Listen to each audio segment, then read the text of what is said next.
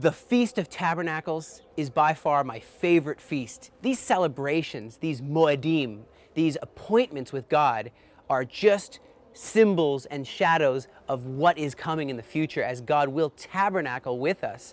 You know that that's going to happen right here behind me on the Temple Mount. Their God of Israel will come and tabernacle with his people. I'm remembering back in the Galilee, Mount of Transfiguration. You remember that what happened?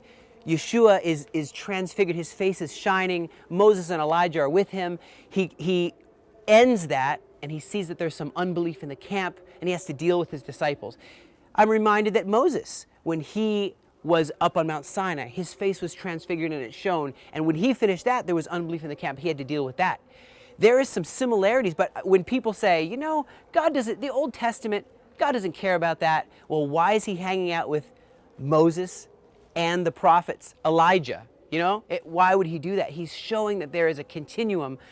As we are tabernacling with God, we're tabernacling with a whole story. We built our own tabernacle in the Galilee, and we were able to invite people from all over the country to come and to really get to know God.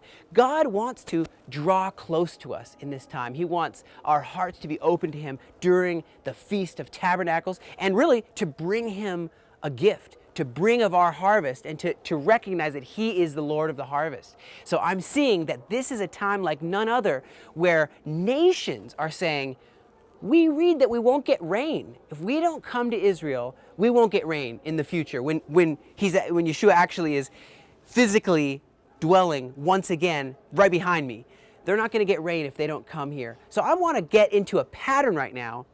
Let's together recognize that the God of Israel will tabernacle with us and is tabernacling with us inside us at this very time. Let's prepare our hearts as we celebrate the Feast of Tabernacles together, both Jew and Gentile, both the nations and Israel.